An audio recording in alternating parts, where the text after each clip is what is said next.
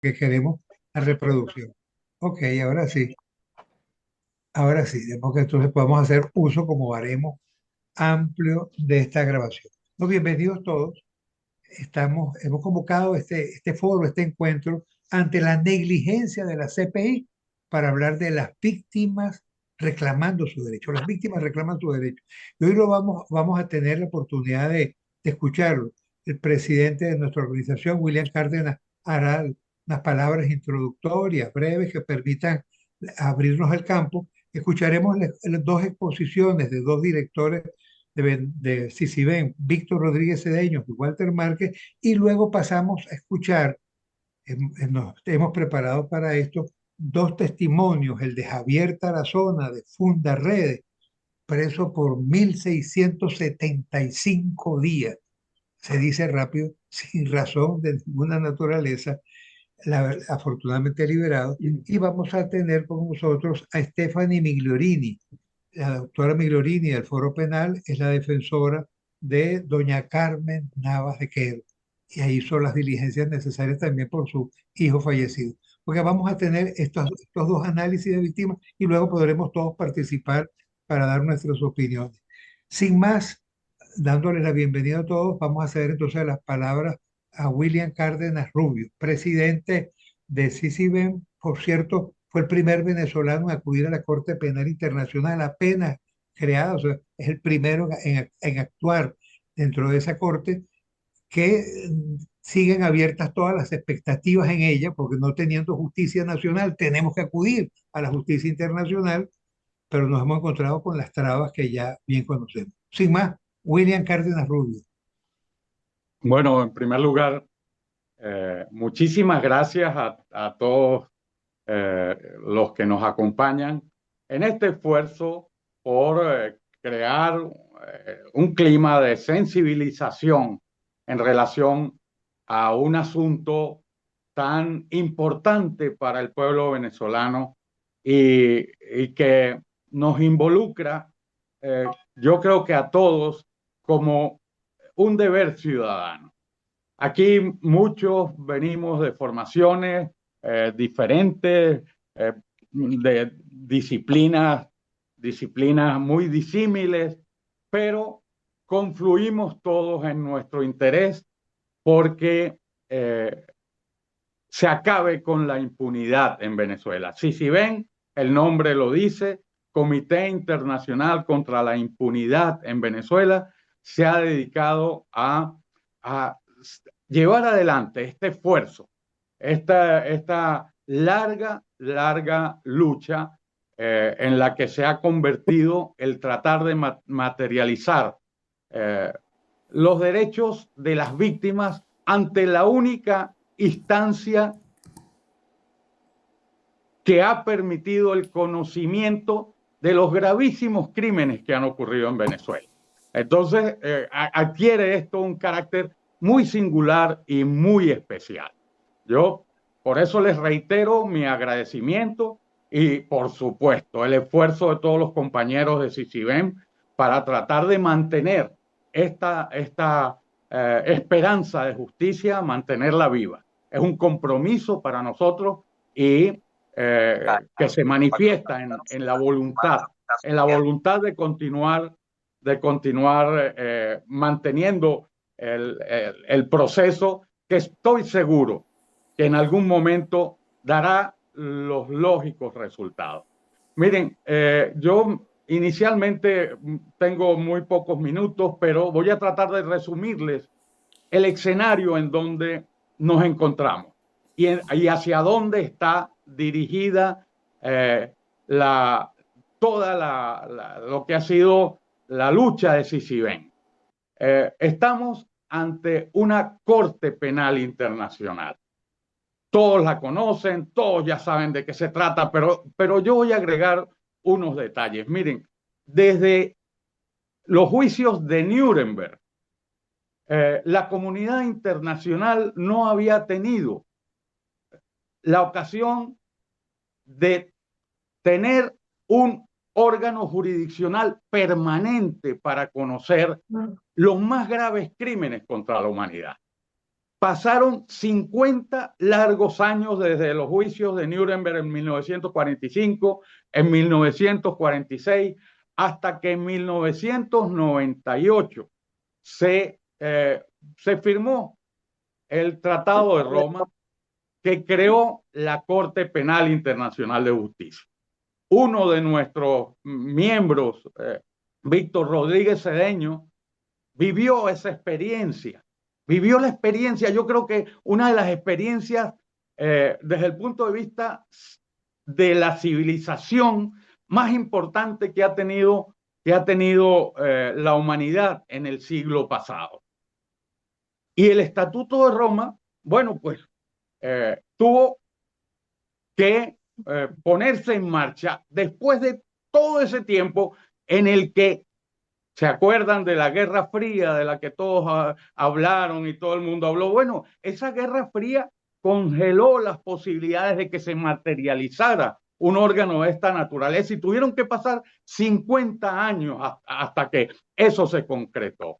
En el año 98 se firma el tratado y la Corte Penal Internacional comienza sus actividades el 1 de julio del año 2002. Caramba, qué coincidencia tan lamentable. Ese fue el año en el que comenzó la tragedia del pueblo venezolano. O sea, que nosotros hemos venido cabalgando de manera paralela toda la historia de lo que han sido los 23 primeros años de la Corte Penal Internacional con lo que ha sido nuestra tragedia de dolor, porque en el país se empezó a desarrollar desde muy temprano, desde muy pronto del gobierno de Hugo Chávez, una política de Estado de manera continua y sistemática que violaba los derechos humanos de los venezolanos.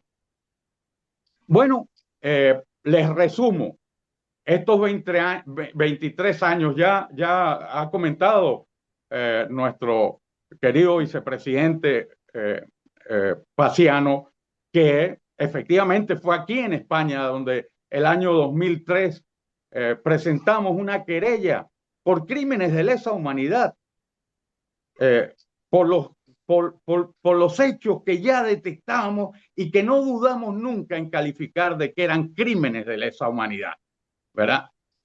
Una querella que fue el origen de la investigación que hoy existe en la Corte Penal Internacional en La Haya. Ese año 2003, en ese año 2003 ya habían ocurrido en Venezuela cosas gravísimas que nos permitían calificarlas sin duda alguna como crímenes de lesa humanidad.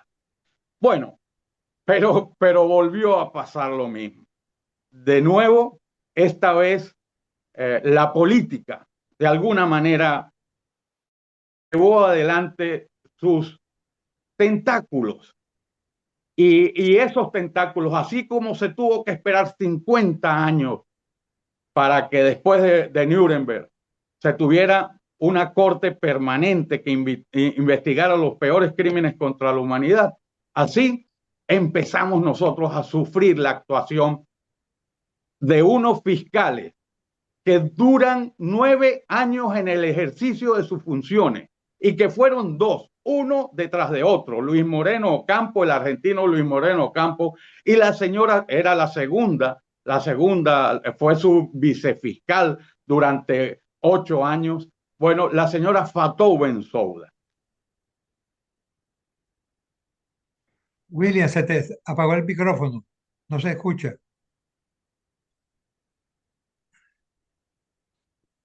No se escucha. Ya lo oí. Ahora. Okay. Ahora Ahí te informo, lleva 6 minutos.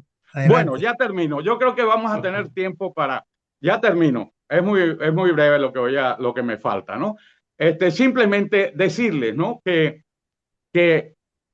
tuvimos que soportar la actuación que estaba sesgada políticamente otra vez. De nuevo la política. 18 años hemos tenido que soportar la actuación de dos fiscales renuentes a darle paso a cualquier investigación que pudiera tener lugar en La Haya por los crímenes que se estaban cometiendo de manera continua por una política sistemática de los gobiernos chavistas en contra del pueblo venezolano. Todo esto parecía superado cuando el año 2021 el nuevo fiscal Karim Khan abrió la investigación. Después de cerrar los exámenes preliminares, abrió la investigación de lo que sería el caso Venezuela 1. Pero lamentablemente hemos tenido que vernos sometidos a unas nuevas actuaciones en donde no ha faltado la política, por supuesto. Y todo esto ha convertido el caso Venezuela en La Haya yo creo que el lunar más oscuro de la pretensión sublime que tiene ese órgano jurisdiccional de convertirse en esa corte que permita investigar este tipo de crimen. Ahora, eso nos obliga a mantenernos, o sea, no podemos bajar la guardia. Nosotros tenemos que continuar con nuestro trabajo y de ser posible, continuarlo. Ya hemos pasado 23 años. Esta no es una carrera de velocidad, esto es una carrera de resistencia. Y tal están pasando cosas en Venezuela, las cosas que están pasando en Venezuela nos obligan a ser todavía aún más rigurosos en la exigencia de justicia para las víctimas. Y en este punto de las víctimas serán nuestros compañeros Walter Márquez y Víctor Rodríguez Cedeño quienes les darán los detalles y las características de ese tipo, de esa situación en la que llegas a La Haya una vez que has sido sometido a la violación de tus derechos. Pero lo cierto es que nosotros tenemos que mantenernos en esta lucha constante, porque no sabemos todavía cuándo podremos tener una justicia transparente e imparcial en Venezuela. Se habla de transición, se habla de muchas cosas, pero hasta la materialización de esos hechos, el único órgano que nos garantiza que allí podrán ser investigados y que esos crímenes que son imprescriptibles encuentren caminos para que no quede ningún crimen sin castigo y ninguna víctima sin reparación. El único camino que tenemos hasta ahora es el de la Corte Penal Internacional. Entonces yo ya concluyo, ese es el escenario que tenemos y los detalles en relación a los derechos de la víctima les van a ser expresados, comunicados por mis compañeros del panel. Muchísimas gracias. Gracias a ti, William. Ya nos abres el panorama, nos ubicas en el tema. Vamos entonces ahora a escuchar primero a Víctor Rodríguez Cedeño y luego a Walter Márquez y posteriormente el gran postre de esta reunión y el punto central a las víctimas. Escucharemos a Javier Tarazona y a Estefane Migliorini en representación de la difunta doña Carmen Navas, a quien representó, y a su hijo igualmente difunto Víctor Hugo Quero Navas. Cada uno de los expositores va a tener 15 minutos. Cuando falten 2 minuticos, que lleven 13, yo les voy a decir 2 minutos. ¿No? 2 minutos para qué, ¿sabes? Simplemente voy a decir 2 minutos. Y a partir de ese momento les enseño el teléfono, los minuticos que le van faltando. Tenemos que atención ahí para que podamos tener tiempo luego de participar y de que todos puedan dar sus intervenciones. Al final, por supuesto, los 4 ponentes tendrán un minutico para redondear y resumir su punto de vista. Sin más, vamos a dejar entonces a Víctor Rodríguez Cedeño, de quien hemos hablado ya tanto, junto con Rosario Orellana, el redactor del Estatuto de Roma y ha sido sin duda alguna un pilar fundamental en nuestra institución. El doctor Víctor Rodríguez Cedeño. Adelante, Vitoco. Gracias, Tasiano. Voy a seguir un poco la presentación de nuestro querido William, el presidente. Voy a hacer dos observaciones preliminares que creo que son importantes. Primero, que cuando hablamos de víctimas, hablamos del acceso de la víctima a los órganos jurisdiccionales penales internacionales. Tenemos que distinguir dos conceptos, el concepto de violación de derechos humanos y el concepto de crimen internacional. Los crímenes internacionales son violaciones de derechos humanos, pero son violaciones de derechos humanos sistemáticas, generalizadas, graves, que tienen un camino distinto. La violación no, de derechos humanos, aunque es gravísima, por supuesto, tiene un sistema de protección diferente y la responsabilidad que se plantea es la responsabilidad del Estado. Tenemos en ese caso funcionando órganos universales como el Comité de Derechos Humanos de Naciones Unidas, como la Comisión Interamericana de Derechos Humanos, que nos da paso a la Corte Interamericana, pero eso es dentro del espacio de las violaciones de derechos humanos que ocurren en todas partes, en todos los países, en democráticos o no democráticos.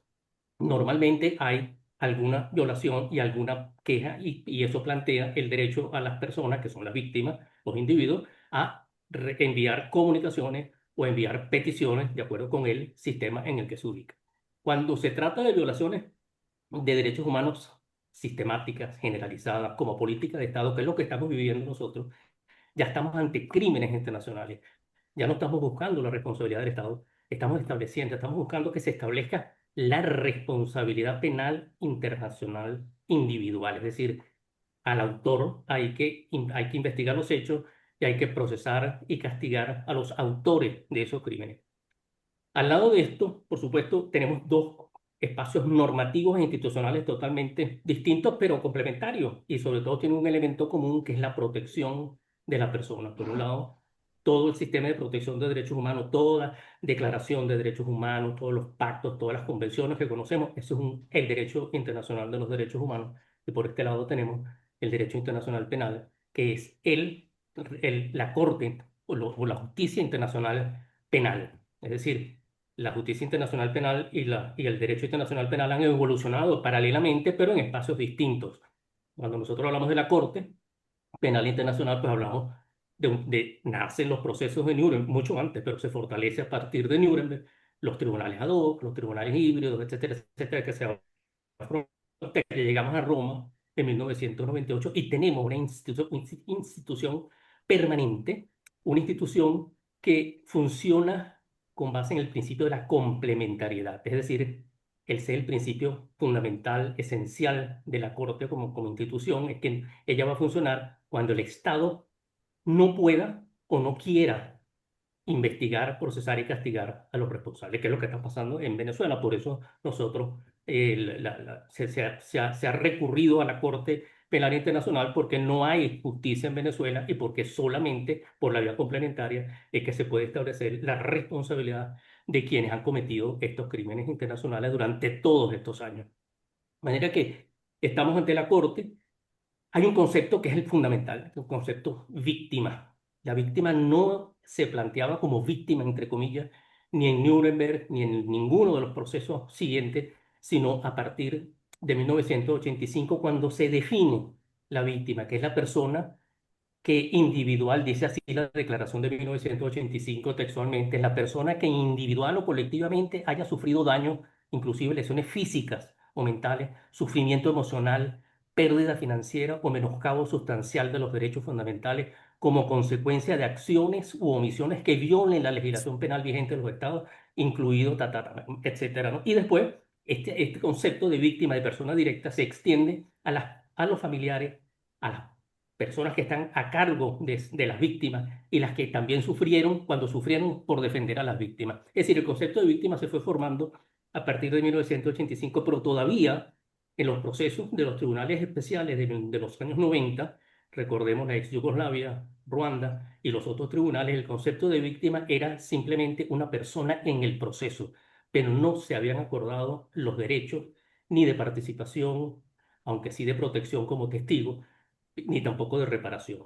Es en Roma cuando se incluye por primera vez un artículo en el estatuto que le el artículo 68, perdón, en el que se establece el concepto se hace referencia a la víctima sin definir a la víctima, porque después que se crea la Corte, ¿sabes? Recordemos que la Corte se crea en el 2002, como dijo William, y más adelante inmediatamente se crea una comisión preparatoria para organizar el funcionamiento de la Corte y se adoptan los instrumentos más importantes, que son los elementos de los crímenes, que complementan el estatuto, las reglas de procedimiento de prueba, los reglamentos de la Corte, el reglamento de la Secretaría, etcétera. Estos documentos se fueron elaborando después del 2002. Y en las reglas de procedimiento y prueba se define por primera vez a la víctima. Y la víctima, entonces, allí se le van a acordar derechos y se empiezan de allí, con incluso la práctica de la Corte, a otorgárseles derechos. Y ese es el papel, entonces, en el que nosotros, como CICIBEN, tenemos no solamente promover la sanción de los responsables, el castigo de los autores de los crímenes, sino promover la protección, la participación y la reparación de las víctimas por los daños causados por las violaciones de esos derechos. De manera que en el estatuto y en los reglamentos, en las reglas de funcionamiento en general, se establece todo lo relacionado con la participación de la víctima. Las víctimas no tienen un acceso directo, sino a través de sus representantes legales y todo un procedimiento. La persona que se considera víctima, de acuerdo con esa definición de 1985, le participa a la Secretaría, solicita que se le dé la condición de víctima y participa y puede participar, según el estatuto, en cualquier parte, en cualquier fase del procedimiento ante la Corte. Puede ser, por ejemplo, en la sesión al comienzo, en la etapa de cuestiones de admisibilidad y de competencia, por ejemplo, el fiscal puede decir que no va a abrir la investigación y la sala de cuestiones preliminares le dice, bueno, voy a considerar la decisión del fiscal. Las víctimas tienen derecho a participar en ese proceso por sus intereses, o sea, los intereses de la víctima están presentes y pueden decirle a la sala, yo quiero participar a través de los representantes, a través de la secretaría, hay todo un mecanismo, pero se va a la corte para decirle, yo quiero participar, quiero opinar, quiero dar mis observaciones. La víctima puede participar en ese procedimiento preliminar, incluso antes, mandando testimonio. Nosotros hemos enviado más de 10.000, 12.000 testimonios de víctimas y familiares de víctimas venezolanas. O sea, algo importante, un volumen importante que la Corte, lamentablemente, y ese es un retardo injustificado, no ha procedido todavía al encauzamiento. En el encauzamiento de la segunda fase, que cuando la sala de cuestiones preliminares ya decide la investigación, el fiscal la inicia, empieza, ya no es el Estado venezolano, es el encauzamiento, es decir, el señalamiento individual de los casos, fulano, fulano, fulano, porque esos son los que están en la cadena de mando, que están plenamente identificados. Las víctimas tienen derecho a participar siempre que la sala lo autorice. Eso es, primero, la condición de víctima. Segundo, representante legal, que el representante legal tiene sus condiciones también en el mismo reglamento. Tiene que ser un abogado, tiene que ser especialista en derecho internacional o penal, tiene que ser con una capacidad moral también incuestionable, intachable, que hable inglés o francés, que son los idiomas de la corte, de idiomas de trabajo, etcétera. Son una serie de condiciones que tienen, que haya sido juez, que haya sido fiscal, defensor, o sea, tiene que ser un representante legal con capacidad para representar a las víctimas. Que puede ser, además, las víctimas no solamente van individualmente. En el caso de Ruanda, por ejemplo, son centenares de miles de las víctimas. Y por supuesto, eso sería imposible, pero entonces la representación legal y la Corte ajusta. Por eso se crearon tres órganos importantes dentro de la Corte para asistir a las víctimas a participar en los procesos. Y ahí está el representante legal colectivo, que tiene 50 o 1.000 o 2.000 representaciones de víctimas y actuar en su nombre. Puede actuar en esa fase preliminar, puede actuar en la parte de primera instancia, es decir, cuando hay el encauzamiento, puede participar interrogando o solicitando la información, dando observaciones en el proceso, en la formulación de cargos y, por supuesto, uno de los grandes logros de todo el sistema es el derecho a la reparación que está establecido en el estatuto y en las reglas. Y para eso se crearon tres órganos importantes dentro de la Corte, que son el Fondo Fiduciario para las Víctimas, que se está establecido en el artículo 79 del estatuto, está creado dentro del mismo estatuto y funciona desde septiembre del 2012, inmediatamente después de entrada en función la Corte, se creó el estatuto, después se creó dentro de la Secretaría una dependencia de víctimas y testigos con el objeto de asistir precisamente a las víctimas, a los representantes legales, para que puedan actuar. Es decir, se le da importancia capital a la participación de las víctimas, que antes, repito, insisto, las víctimas eran otras personas, eran testigos, pero no eran víctimas en el sentido estricto de la expresión del concepto, ¿no? Y finalmente una oficina pública de defensa de las víctimas que se crea también de conformidad con el reglamento de la Corte, artículo 81. O sea que estas tres instituciones van a actuar para facilitar la participación de las víctimas. Uno de los aspectos, como decía antes, más importantes, los éxitos del sistema de protección de las víctimas es la reparación. Hay derecho a la reparación, no solamente hay derecho a la reparación, hay facilidades para la reparación, hay evaluación de los daños, hay un fondo fiduciario con contribuciones voluntarias. Es decir, no es la primera institución que tiene un sistema de protección de víctimas que funciona con las debilidades que tenemos. Nosotros en CICIBEN, y con esto voy a concluir, pero no pasarme mis 15 minutos, no me vaya a regañar, Paciano. Nosotros tenemos en nuestro trabajo promover la protección y la participación de las víctimas. Estamos convencidos de que la Corte, pese a todo el retardo, pese a todo el retardo injustificado que hay, que a veces hasta sospechoso nos parece en muchísimas ocasiones y por muchísimas razones, hasta eso nosotros confiamos en la justicia. Y la justicia es que tarde o temprano, y más pronto de lo que muchos piensan, se van a abrir los procesos individuales, porque hay la responsabilidad casi establecida de los presuntos autores. Hay numerosas pruebas, testimonios, y ahí las víctimas han jugado un papel sumamente importante. Nosotros apoyamos siempre a las víctimas, no solamente nuestro trabajo no es solamente la Corte, o sea, nuestro objetivo, como si ven, no es solamente la Corte Penal Internacional, sino la justicia internacional penal. La justicia penal, no solamente la justicia penal, la protección, la promoción de los derechos humanos, la lucha contra la impunidad, la erradicación de la impunidad y acabar con los crímenes internacionales y los delitos y las violaciones de derechos humanos. De manera que estamos con la Corte Penal Internacional, con los órganos del sistema de protección, con el apoyo al principio de la aplicación, la aplicación del principio de jurisdicción universal, que es otro de los mecanismos de la herramienta para luchar contra la impunidad. Es decir, estamos apoyando todo eso, pero principalmente, y ese es el tema de hoy, y con esto concluyo mis 15 minutos, es el apoyo a las víctimas que tienen dentro del sistema de la Corte una normativa suficiente para actuar, defender su participación, defender sus derechos y lograr la reparación de vida. Y una de las formas de reparación, que son indemnización, sustitución, todo ello es el ver la sanción, porque una de las satisfacciones de la víctima es ver la sanción que se dé también a las personas que son autores. Bueno, yo sé que a mí me torturó, y ese es otro tema importante, la tortura que está dentro de todo esto. Ya, bueno, ya sabemos de qué se trata, uno que pretende siempre ver el castigo de esas personas, que es la ley, la aplicación de la ley, es decir, la justicia. 15 minutos exactos y muchas gracias, Pastor. Y a todos por la atención. 13 minutos, te quedaban dos, muy bien, Víctor. Gracias, una estupenda capacidad de síntesis para presentarnos toda esta, digamos, definición y especificación de los derechos de la víctima.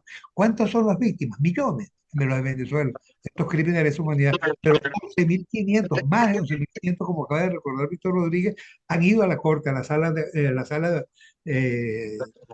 ¿cómo se llama?, de apelaciones, a la sala de asuntos preliminares, y han presentado sus testimonios.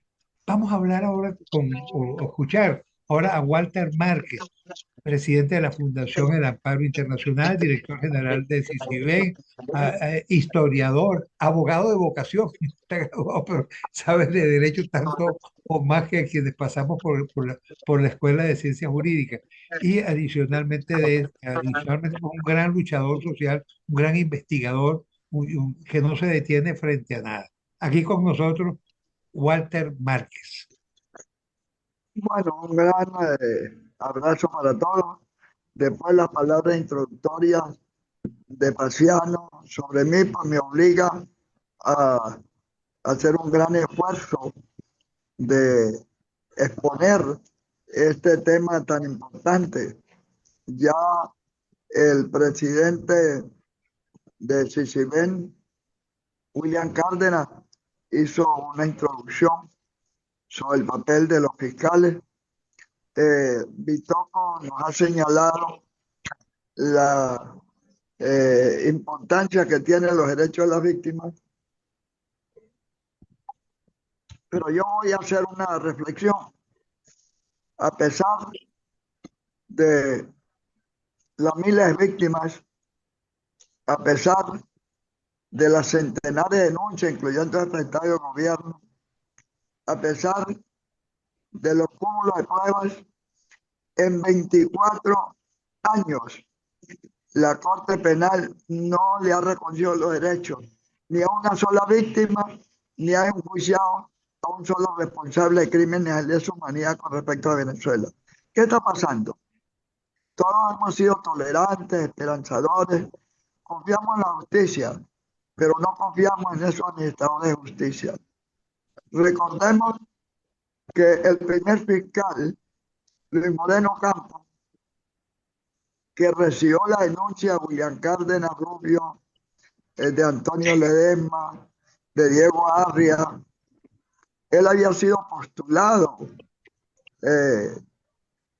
por Luis Moreno Campos, lo postuló la familia Kirchner, Néstor Kirchner y Cristina Kirchner, para que fuera designado como fiscal de la Corte Penal.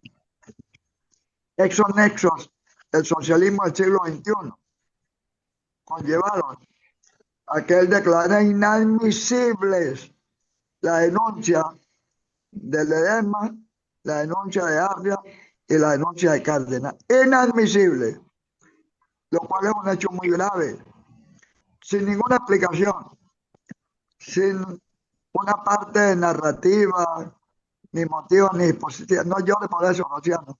No llore por eso, Rociano, que lo veo que está como muy sentimental ahí frente al caso. Y ya el planteamiento que hace William de los intereses políticos se ponen de manifiesto con respecto a Luis Moreno Campos, quien fue denunciado por hecho de corrupción colateral, no hecho de corrupción en la Corte, pero sí por manejo de los Panama Papers y por manejo de cuentas bancarias irregulares. Luego viene la segunda fiscal, que es la segunda a bordo de Luis Moreno Campos, que es la señora de Gambia. Y esta señora que nosotros ubicamos que venía a ser la fiscal general y la ministra de el presidente de Gambia, ella se dedicó a lo que hemos llamado una táctica dilatoria a través de un examen preliminar. Sin tener facultades, dividió en 4 etapas el examen preliminar. La situación se agravó cuando le dio larga a cada etapa. Nosotros la denunciamos por escrito, la denunciamos formalmente ante el Tribunal Disciplinario. Advertimos que esa señora estaba comprometida con el régimen. El gobierno envió para allá a una diplomática, la hermana de Tarek el examen, para que ella se encargara de hacer lobby. Hizo lobby diplomático y lobby político y lobby económico. Y el tiempo nos dio la razón. Luego viene el tercer fiscal, quien nos había generado expectativas positivas, que es Karim Khan, y le dimos un respaldo. Pero desde el comienzo, cuando fue a Caracas a entrevistarse con Maduro, que tiene una triple responsabilidad individual de jefe de gobierno, ya empezamos a sospechar. Y aquí estamos en presencia de una situación muy grave, porque Karim Khan se dedicó a crear una oficina en Caracas para distraer a las víctimas, distraer a los denunciantes. Tuvo el descaro de permitir que su cuñada fuera contratada por el Estado venezolano. En una conferencia que dicté en Madrid me dijeron, pero es que ella no era la representante de Maduro, es cierto, pero ella es la representante del Estado. ¿Y quién es el jefe de Estado? Pues Nicolás Maduro, la misma situación.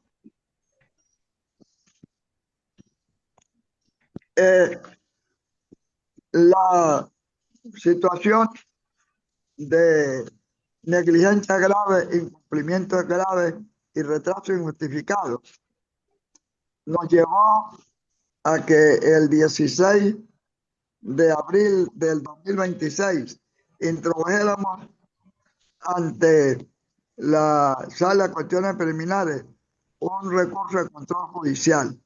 Es decir, le pedimos a ese órgano de primera instancia de la Corte que regulara el comportamiento de la Fiscalía y que la Fiscalía respondiera que estaba totalmente paralizada la investigación. La Corte, 8 días después, el 24 de abril, nos responde que es inadmisible nuestra solicitud a nombre de la Fundación del Amparo Internacional porque hasta ahora no hay víctimas reconocidas. Por Dios, después de 24 años no se reconoce ni una víctima. Después de 24 años no se enjuicia ningún criminal. Después de 24 años no se aprueba una cita de comparecencia, una citación de comparecencia ante la Haya. Bueno, estamos en presencia de un hecho de corrupción judicial inocultable. Yo tengo información que no puedo probar materialmente, pero sí moralmente, por los resultados, de que se han contratado bufetes de abogados con el apoyo de empresas petroleras en La Haya para controlar el avance de las investigaciones. En 24 años no hemos pasado de un examen preliminar y de una investigación, no hemos pasado el enjuiciamiento, que es lo que todos estamos esperando. Pero, mientras tanto, a Israel sí enjuicia a su primer ministro. En el caso de Ucrania-Rusia, enjuician a Putin, el presidente de Rusia. En el caso similar de deportaciones forzosas que ocurrieron en la frontera del 2015 en Venezuela y que fueron denunciados con anterioridad, ocurrieron con posterioridad las deportaciones forzosas en Myanmar y Bangladesh, y ya la Junta de Gobierno de Bangladesh está enjuiciada y hay orden de captura contra ellos. El caso de los crímenes por escuadrones de la muerte en Filipinas. Filipinas se abrió el examen preliminar el 8 de febrero del 2018, el mismo día que se abrió el de Venezuela. Y los escuadrones de la muerte de Filipinas son similares a los grupos FAES y a los grupos de exterminio en Venezuela. Y aquí no hay un solo investigado, porque, como decían en la Edad Media, el tintín de las monedas saca el alma de las penas. Cuando se pagaba para que hicieran misas para las almas del purgatorio, había ese tintín. Decía, el tintín de las monedas saca el alma de las penas. Bueno, pareciera que las penas de los responsables de los crímenes de humanidad se pueden entender a partir, y asumo la plena responsabilidad que estoy diciendo a manera personal. No me cabe ninguna duda que hay graves hechos de corrupción judicial, que hay lobby en La Haya, diplomático, político y económico, que explica esta situación. Seguimos confiando en la justicia, pero no en los administradores de la justicia. ¿Cómo es posible que se le nieguen los derechos a las víctimas? Entonces está en un círculo vicioso, que la víctima es reconocida procesalmente cuando se abre el juicio, pero no se abre un juicio en 24 años. Entonces, para que haya víctimas tiene que haber juicio, y para que haya juicio tiene que haber víctimas. Entonces, es un silogismo jurídico que le niega en la práctica los derechos a la víctima. En el caso de la denuncia que hicimos de las deportaciones forzosas, son aproximadamente 24.500 víctimas documentadas y certificadas, y no han reconocido una sola víctima. A partir de la apertura de la averiguación y la actuación de la sala de asuntos preliminares y la sala de apelaciones, se hicieron parte ante la Oficina de Víctimas y Reparaciones de la Secretaría 11.580 víctimas. ¿Cómo va ahora la sala de asuntos preliminares a decir que no hay víctimas hasta que no se abra la investigación, hasta que no se abra el juicio? Entonces, yo creo que, o no es que creo, es necesario que organizaciones como CICIBEN, como Fundación del Amparo Internacional, como en América, pidamos de manera muy concreta a la presidencia, a la asamblea de los Estados partes a través de la mesa, su intervención. Debe ser intervenida la Fiscalía de la Corte Penal Internacional por retraso injustificado, por negligencia grave, que son hechos de corrupción. No solamente corrupción es recibir dinero, corrupción también es corromper la recta administración de justicia. También los presidentes de los Estados partes que hicieron la denuncia el 27 de septiembre del 2018 deben pedir respuesta. O sea, hasta los propios estados han sido burlados en sus pretensiones de que se investigue en Venezuela, no solamente a Maduro, sino a la cadena de mando. Bueno, con esto queremos concluir resaltando, en primer lugar, que en 24 años no se ha reconocido ni a una sola víctima, ni se ha enjuiciado ni a un solo criminal, y que es necesario pedir la intervención de la oficina de la Fiscalía para que realmente haya justicia en La Haya. Gracias. Gracias a ti, Walter. Yo creo que con tu intervención y la de Víctor dejan un marco perfectamente claro sobre las víctimas, sus derechos y lo que hasta ahora ha ocurrido con ellas.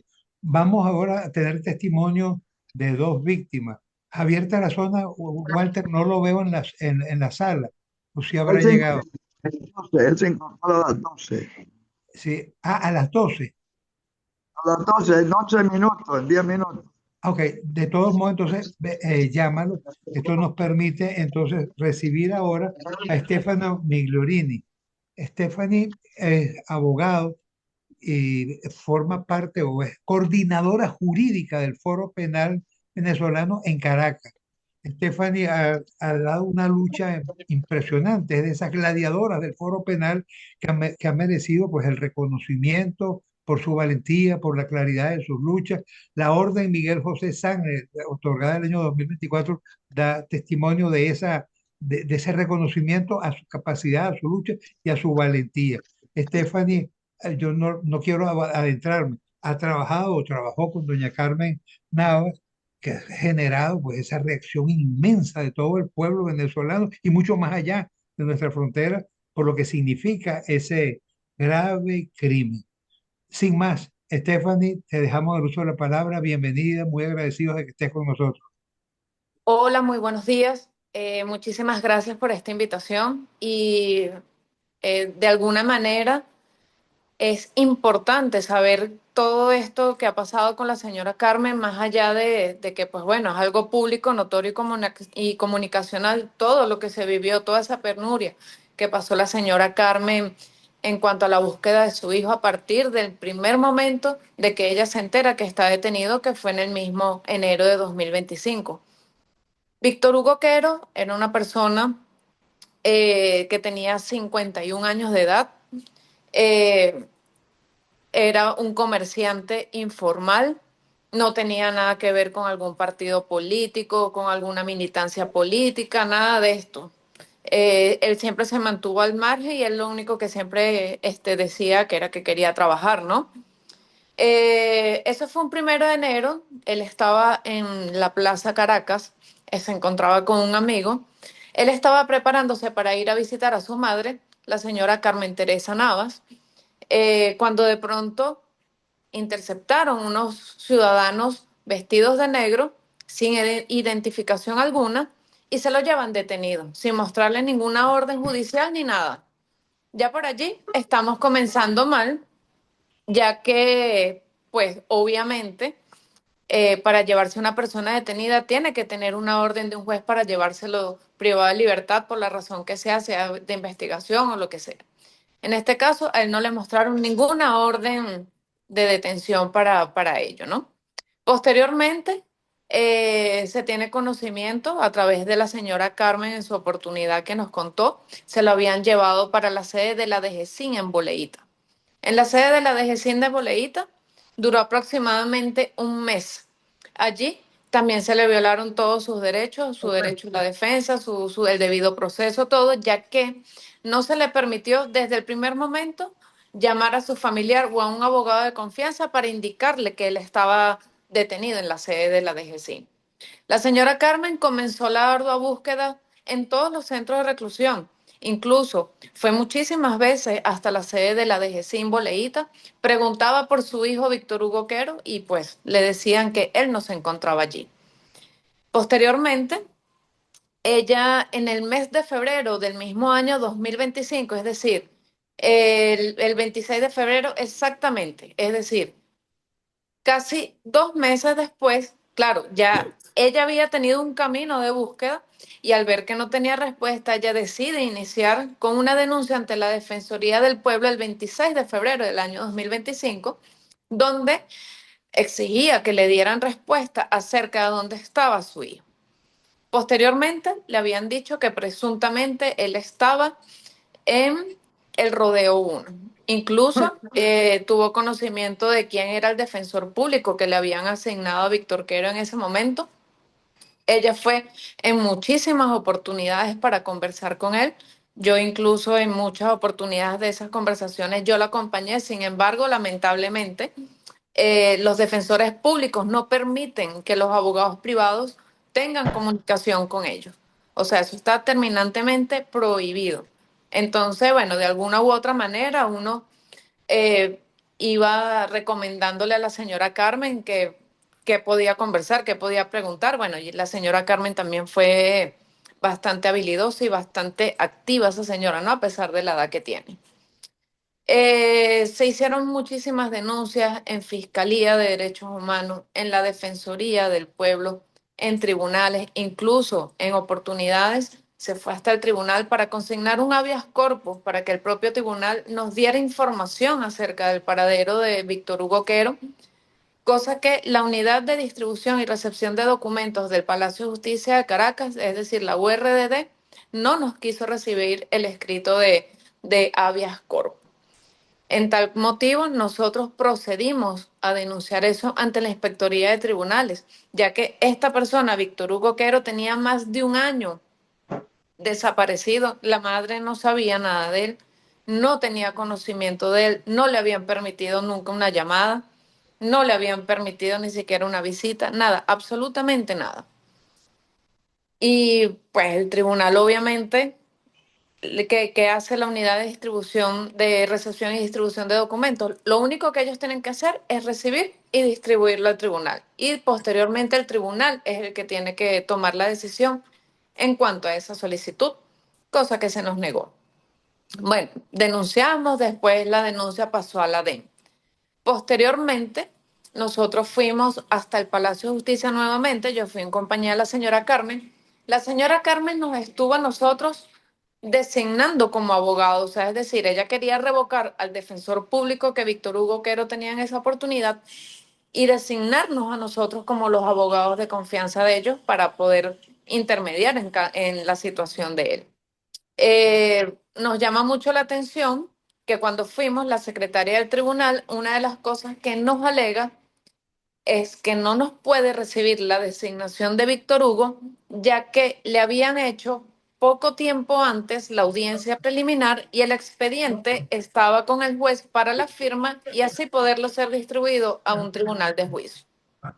Quiero que me oiga. Posteriormente Muy expresa que... disculpe, si puede silenciar el... Liliana, Ajá. Sí, perdón.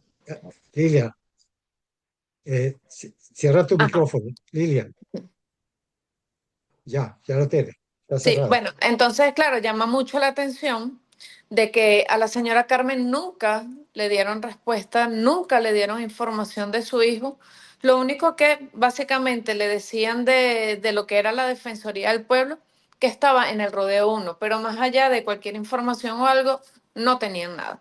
Incluso yo recuerdo la última vez que yo acompañé a la señora Carmen para la Defensoría del Pueblo, pudimos conversar con la defensora que fue asignada para llevar la causa de Víctor. Y ella sí nos dijo que ella había tratado de oficiar al tribunal, había tratado de oficiar a la fiscalía y ninguna de estas instituciones le podía dar respuesta. No le daba respuesta, únicamente que estaba en el Rodeo 1. Y pues bueno, lamentablemente, 16 meses después, le dan la respuesta a la señora Carmen de que su hijo había fallecido. Una manera totalmente difícil para ella, ¿no? Todo lo que la señora Carmen pasó desde el día 1 hasta que se enteró de su hijo y los días posteriores después de lo que ella tuvo que vivir. Como bien sabemos, ella se entera un jueves de la noticia que fue citada para la Defensoría del Pueblo, con la defensora del pueblo exactamente, la doctora Eglé, y ella es quien le da la noticia de su hijo. Al día siguiente, procede el Ministerio Público para realizar la exhumación del cadáver de Víctor Quero y la señora Carmen dice, o dijo en su momento, en su oportunidad, que el cuerpo estaba reconocible y pudo reconocerlo, ¿no? Como bien sabemos, una persona que fallece después de cierto tiempo ya empieza a perder todo lo que es la pieza, empieza su estado de descomposición, cosa que la señora Carmen alega de que su cuerpo estaba íntegro y pudo reconocerlo. Eh, Fueron muchas violaciones que ocurrieron en el caso de Víctor Hugo. Incluso la señora Carmen fue una víctima de todo esto, ya que una persona mayor no le daba la información certera, le prohibía información de su hijo. Bueno, al final la señora Carmen también era una víctima de toda esta situación que lamentablemente eh, terminó en malos términos, ¿no? Vuelvo y repito, todo el proceso que vivió la señora Carmen, todo el proceso que vivió Víctor Hugo Quero fue totalmente una detención arbitraria, sin orden policial, sin poder tener acceso a su abogado de confianza, sin poder notificarle a su madre dónde estaba recluido. Sin embargo, con el tema de salud, también de alguna manera no hubo como que el socorro a tiempo para atender el problema de salud que quizás pudo haber tenido. Hasta los momentos desconocemos cuál fue la causa del fallecimiento, más allá de lo que dice el comunicado. El día de la exhumación le hicieron la autopsia a Víctor Quero. Fue algo supuestamente minucioso, pero en el sitio. Y bueno, ya posteriormente la señora, los familiares, directo, la señora Carmen, ejercerán todos los recursos necesarios para poder hacer justicia y verificar exactamente cuál fue el motivo de la muerte de Víctor.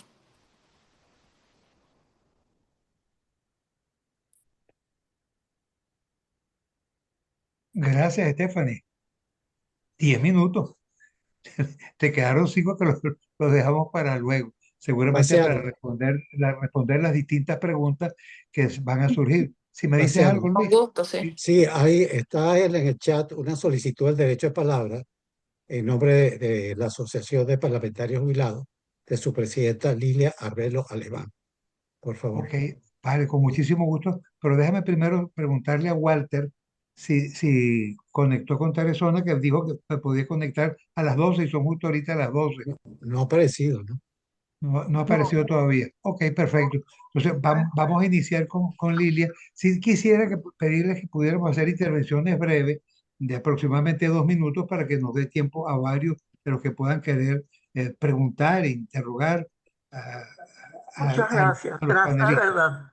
Sí, Ya yo va, quería abordar en 2 minutos, que es bien apretado el tiempo, pero gracias por estar aquí, gracias a Luis Corona que me invitó y también a Paciano, parlamentarios jubilados. Yo quería abordar 2 puntos rapidísimos. Uno es conmovedor el caso de la señora Vera y hay una ley que es la ley sobre el derecho de las mujeres a una vida libre de violencia, en la cual tuve el honor de trabajar, que fue aprobada en el año 98. ¿Qué se hace cuando no funciona el sistema de justicia y cuando no se cumplen las leyes que son letra muerta en Venezuela? Porque no solamente ha sido el caso de Víctor, hay menores de edad, niñas y niños, adolescentes que han sido víctimas de violencia y han sido encarcelados. Y hay una ley que es la LOMNA, la presidenta que hizo esa ley de la comisión especial fui yo durante 3 años, 1995-1998. ¿Qué ocurre? ¿Cuál es la pena? ¿Cuál es el correctivo para esta estructura que cobra por esos cargos que tiene y que permite todo este tipo de violaciones y que no hace nada para la prevención? Una pregunta. Y lo otro es que las víctimas no solamente son las que están en las cárceles, las víctimas somos 135 parlamentarios jubilados que estamos en Venezuela.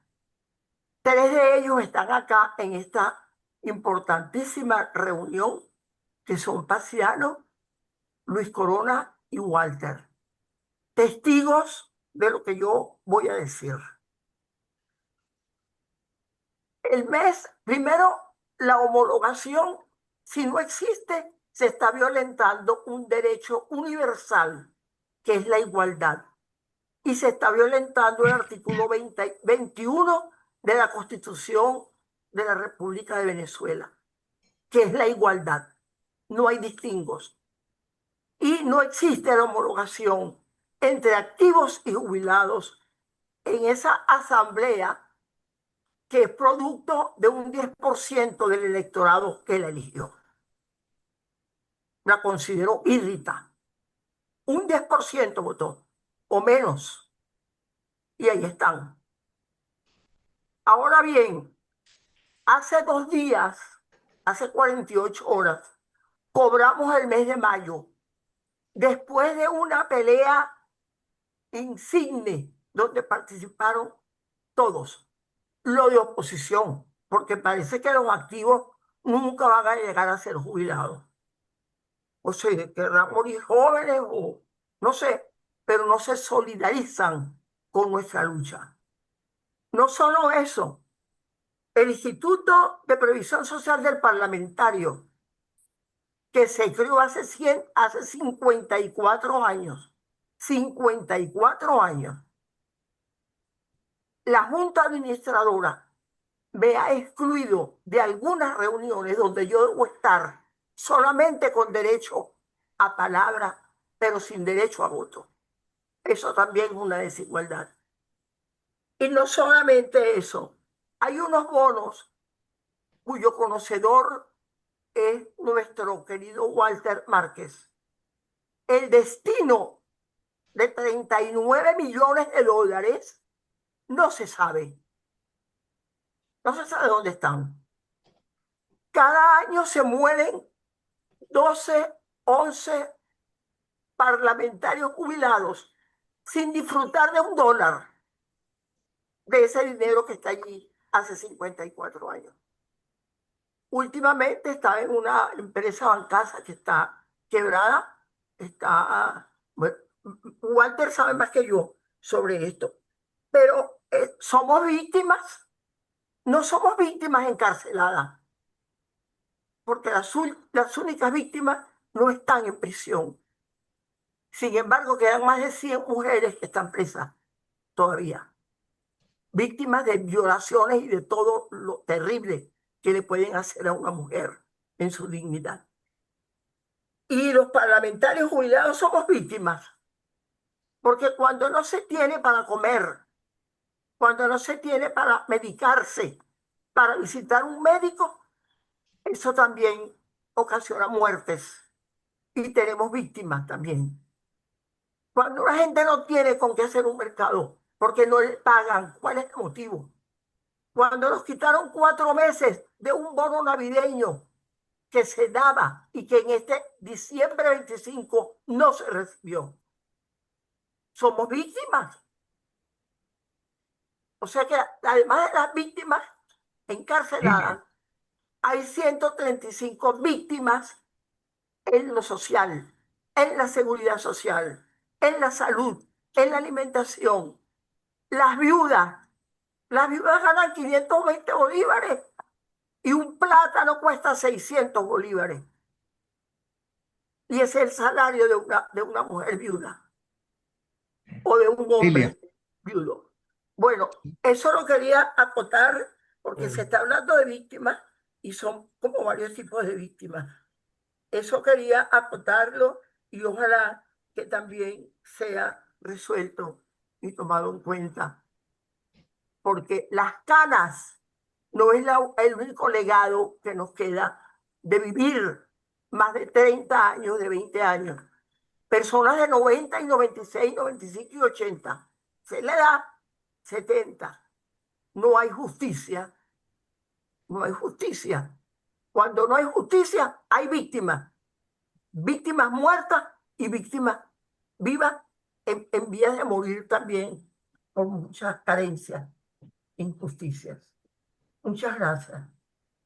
Gracias a ti, Lilia. Y por supuesto me siento identificado como víctima también en ese aspecto fundamental.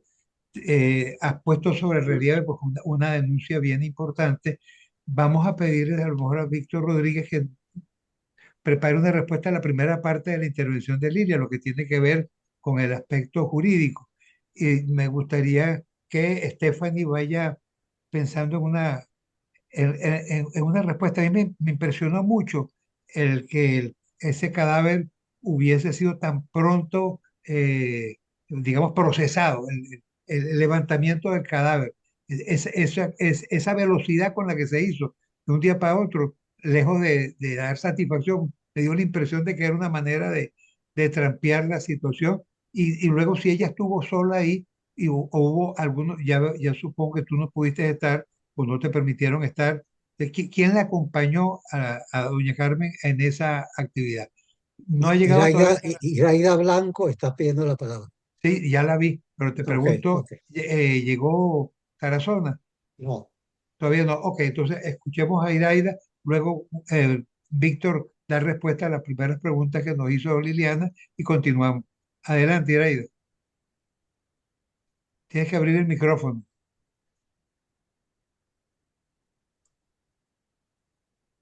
Iraida, por favor, abre tu micrófono.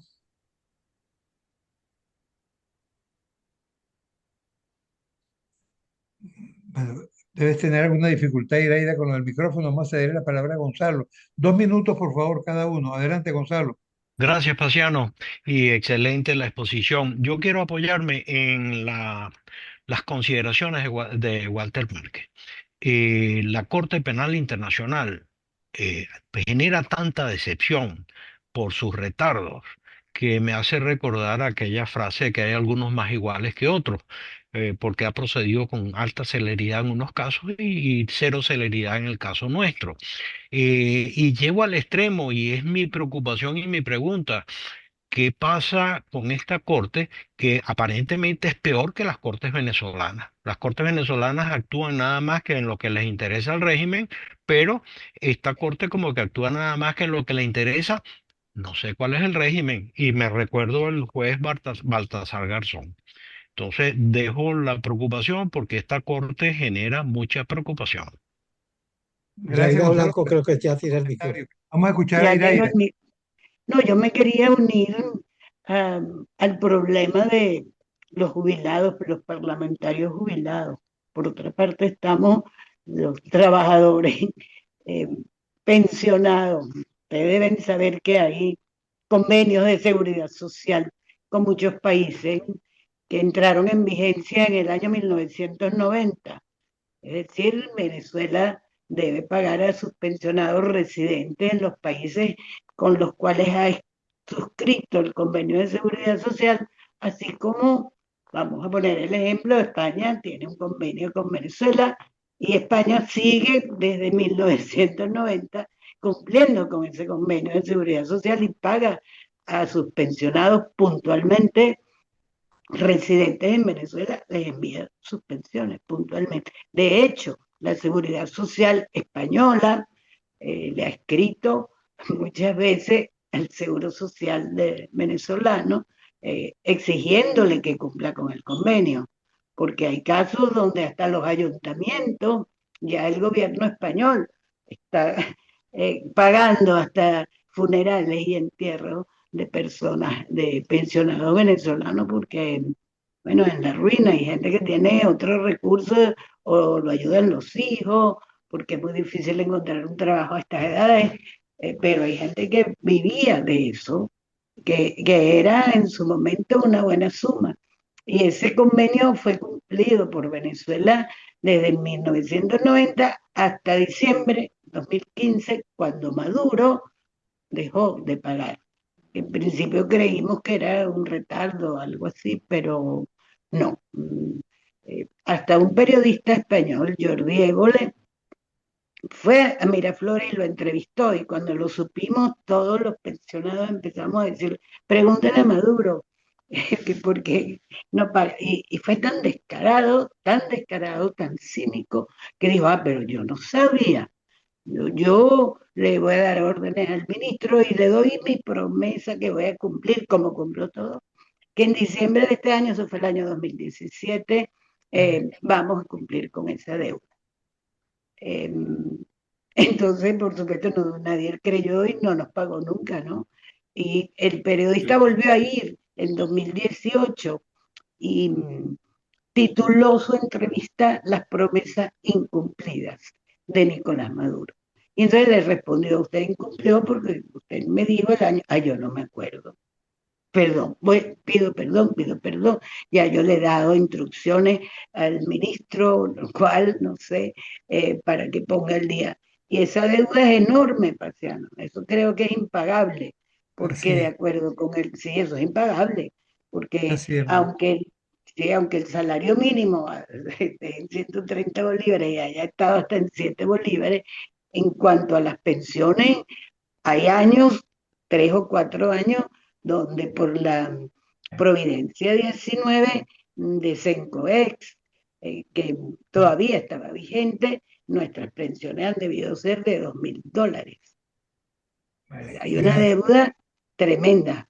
gracias, Iraida. Bueno, tú tienes ya mi teléfono, estamos en contacto, Paciano, yo te envío información y cosas. Ok, Gracias, Iraida, desde gusto verte. Lanzarote, en las Islas Desde, Canarias. Gracias, sí, amor. El problema es general, los venezolanos por todos lados, por víctimas todos lados. por un asunto u otro. Escuchemos a Víctor Rodríguez Cedeño responder la parte, digamos, jurídica que nos planteaba Liliana, y después me gustaría escuchar a Stephanie. Adelante, Víctor. Sí, sí, gracias, perdón, Naciano. Mira, yo creo que las dos declaraciones que han hecho Lilia e Iraida son impactantes. O sea, eso refleja simplemente la realidad venezolana. Estamos ante un estado criminal y un estado forajido. Un estado criminal porque las víctimas, los congresistas, los ex congresistas, los ex diplomáticos, los ex funcionarios, los pensionados, son víctimas de una política sistemática de estado de discriminación, de persecución. Todo eso forma parte del crimen de lesa humanidad. De manera que estamos ante un estado simplemente criminal y todas esas conductas se unen, se insertan fácilmente en la declaración del concepto de víctima, ¿no? O sea, somos víctimas todos por discriminación, por persecución, y es un crimen de lesa humanidad, y somos realmente víctimas. Y lo otro, en lo que comenté, Iraida, bueno, es un Estado forajido, incumple sus obligaciones internacionales, simplemente, o sea, tiene unas obligaciones internacionales con España que no cumple con el pago de la seguridad social, y así en toda la actuación del Estado venezolano de este régimen durante los últimos años. O sea, en conclusión, estamos ante una realidad que refleja que es un Estado forajido, es un Estado criminal. Bien, gracias, Y, Víctor. y víctimas en cascada, porque no es solamente la víctima directa, son los Exacto. familiares. En el caso de los pensionados, los hijos que tienen que estar manteniendo a los padres, es en cascada las víctimas, es impresionante, de verdad. Gracias, Iraida. Bien, vamos a escuchar a Stephanie, que le había formulado la pregunta sobre si no fue demasiado apresurada esa exhumación. Entonces, de un día para otro, yo no sé si había un factor sorpresa allí con el cual querían, digamos, sorprender a doña Carmen. Cuéntanos, Stephanie. Sí, efectivamente, yo no pude entrar a la exhumación, entró ella junto con un nieto, que el nieto, pues bueno, tuvo que discutir porque no lo querían dejar entrar. eh, y entró en compañía de un ahijado de Víctor, que es abogado, que en algunas oportunidades también él la estuvo, digamos que acompañando en lo que pudieran hacer algunas diligencias. Y sí, efectivamente, o sea, nosotros que hubiésemos querido, nosotros como foro penal, nosotros hubiésemos querido que hubiese sido algo donde hubiesen estado presentes instituciones internacionales, gente internacional donde pudiera verificar y certificar todo lo que se estaba realizando allí. Incluso no solo eso, nuestra legislación nos dice que efectivamente cuando hay este tipo de situaciones uno puede llevar incluso a una persona forense particular para que también haga su investigación, cosa que en ninguno de estos dos casos se pudo dar. Y sí, efectivamente, fue muy rápido todo lo que hicieron. No dieron chance ni siquiera a nosotros de poder conversar con la señora Carmen y quizás asesorarla con estos puntos. Y bueno, lamentablemente ocurrió así. Ya. Y el estado de descomposición se corresponde con el tiempo en que se dice murió Víctor. Sí, bueno, la señora Carmen, ella muchas veces decía que ella quería que le dieran la fecha exacta del fallecimiento de su hijo, porque ella decía, bueno, y su nieto, que también pude conversar con él, que el cadáver estaba como que muy fresco, o sea, se veía que la fecha que ellos dicen que él falleció no era. Y para tener presuntamente desde el mes de julio hasta el mes de mayo un cuerpo que ya no tiene vida, el estado de descomposición digamos que ya algo avanzado. Y para poderlo reconocer con todos esos meses, hay que pensarlo, ¿no? Vale, gracias, Stephanie. No, está abierto el derecho de palabra. Espero que en breves minutos, no sé, nos puede Paciano, no hubo respuesta a Walter. mi pregunta. No hubo respuesta a tu pregunta. ¿Quién quieres que te la responda? Cualquiera de la gente que actúa ante la Corte Penal Internacional para que nos digan cuál es la alineación de la Corte Penal Internacional que funciona en unos casos sí y en otros casos no. Por lo tanto, está alineada con algo. Las Cortes venezolanas están alineadas con el régimen, para decir algo bien feo. Y el creador de la Corte Penal Internacional o el primer juez que funcionó y que la puso a funcionar fue el juez Baltasar Garzón, cuya historia posterior también es muy objetable. Vale, gracias, Gonzalo. Víctor o William Cárdenas, ¿quién quiere responderle a Gonzalo? Bueno, si quiere, Adelante, Víctor. ¿me oye? Sí. Sí, te escucho perfecto, lo escuchamos bien. Sí, no, no, muy importante el planteamiento que hace Gonzalo, porque esa ha sido nuestra lucha todos estos meses, estos años últimos, es qué pasa, qué pasa. O sea, hay evidencias, hay pruebas, hay testimonios, hay informes, misión de determinación de hechos, panel de la OEA, organizaciones, Consejo de Derechos Humanos, es decir, relatoría, órganos de derechos humanos. ¿Y qué pasa? Bueno, esa es nuestra gran duda. Nosotros hemos ido directamente. Yo incluso estuve acompañando en algún momento al presidente Pastrana, que fuimos a hacer directamente a la fiscalía a preguntar qué pasaba hace un año y medio. Nos dijeron eso se está trabajando, se está haciendo, se están. Fuimos con el presidente Pastrana, fue por supuesto en representación del grupo IDEA, yo lo acompañé con Blas Imbroda y estuvimos reunidos con la gente de la fiscalía preguntándole, o sea, ¿qué es lo que pasa? Y la respuesta es siempre estamos investigando, se están haciendo. Es cierto que el nivel de pruebas que se exige es muy elevado, ¿no? Y eso, claro, ellos tienen el temor, esta es la justificación a lo mejor, tienen el temor de presentar algunos encauzamientos que se vayan a caer, como se cayó un caso, el caso Bem, el caso del Congo, ¿no? Se cayó por falta de instrumentación, por falta de pruebas, de valoración de pruebas en la acusación, ¿no? En la formulación de cargos. Pero eso no se justifica de todas maneras, porque es que los cargos aquí yo creo que son los penalistas, la Corte está, el estatuto lo hicimos, lo hicieron dos grupos de funcionarios, ¿no? Nosotros, y ahí está Milagro Betancourt, que con nosotros en este momento, internacionalistas y penalistas. Yo no soy penalista, pero los niveles de prueba que tiene, nosotros estamos, por supuesto, en la parte internacional, pero en la parte penal, o sea, los niveles que tiene de prueba la fiscalía son suficientes. O sea, es que el caso de Víctor Quero no es evidente. Es que la cantidad de muertos, desaparecidos, ajusticiados, o sea, no son suficientes. Entonces, la crítica que hace Gonzalo es la que hacemos nosotros también. Nosotros hemos ido, hemos hecho mucho, hemos hecho lo que se puede. Y concluir en que hay alguna mano dentro de todo esto, no lo creo. Personalmente no creo que haya un dominio desde el exterior de la Corte, pero sí hay algo que no funciona, y no creo que sea cuestión de ideológica, porque defender a Maduro en este momento en la Corte Penal Internacional para que no lo investiguen, para que no lo encaucen, creo que no tiene sentido, al contrario, estarían felices de hacerlo, ¿no? Sobre todo para enfrentarse a Estados Unidos, que desconoce ignora y ataca permanentemente a la Corte. Nosotros no lo sabemos de verdad y por eso hemos presentado recursos, incluso escritos de por qué es lo que pasa y vamos a tener, como decía Walter antes, vamos a seguir actuando incluso ante la Asamblea de Estados Partes probablemente para decirlo, bueno, pero ¿qué es lo que pasa? O sea, hay un retardo judicial, hay algo que está sucediendo que nadie se explica. Esa celeridad en nosotros, casos impresionantes, claro, son casos políticos, entonces dice, bueno, que los recursos no alcanzan. Pero es que en la Unión Europea también estuvimos nosotros en el Parlamento Europeo. La Unión Europea dedica recursos, tiene un acuerdo de cooperación con la Corte para asistirla en materia financiera si es necesario para el procesamiento o para que cumpla sus funciones.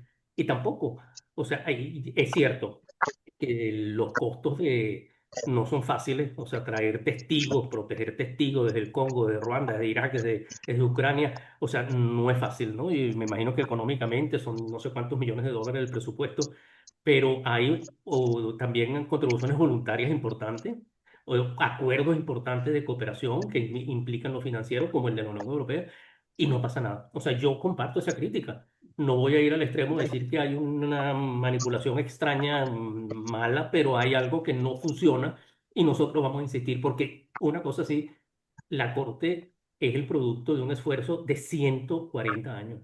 O sea, es el producto de la toma de conciencia de una sociedad que se vio violentada de una manera increíble y es el único instrumento, la única herramienta que hay para enfrentar todo esto.